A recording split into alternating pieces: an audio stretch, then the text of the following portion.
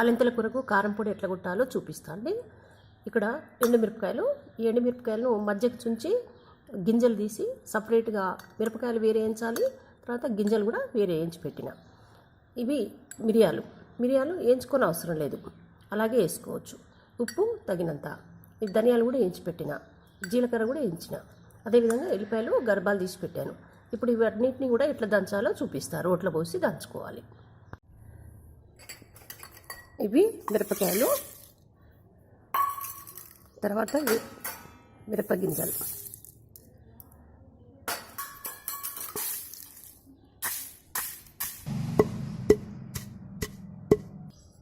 ఇప్పుడు ఉప్పు వేయాలి, మిరియాలు, ధనియాలు, జీలకర్ర ఇవన్నీ మెత్తగా తగిన తర్వాత లాస్ట్కి ఎల్లిపాయలు వేసుకోవాలి. అయితే ఇవన్నీ కూడా మిక్సీలో వేసి కూడా దంచవచ్చు, కానీ అందుబాటులో నాకు మిక్సీ లేదు కాబట్టి నేను ఇట్లా రోట్లో వేసి దంచి చూపిస్తున్నాను మీకు. ఇట్లా మెత్తగా దంచుకోవాలండి. ఇప్పుడు ఎల్లిపాయలు వేసుకోవాలి. మెత్తగా దంగిన తర్వాత ఎల్లిపాయ వేస్తేనే మంచిగా దంగుతాయి, లేకపోతే అంతా మెత్తగా అయిపోయి మిరపకాయ దంగకుండా అంటుంది అనమాట. అందుకోసమని ఎల్లిపాయలు లాస్ట్కి వేసుకోవాలి.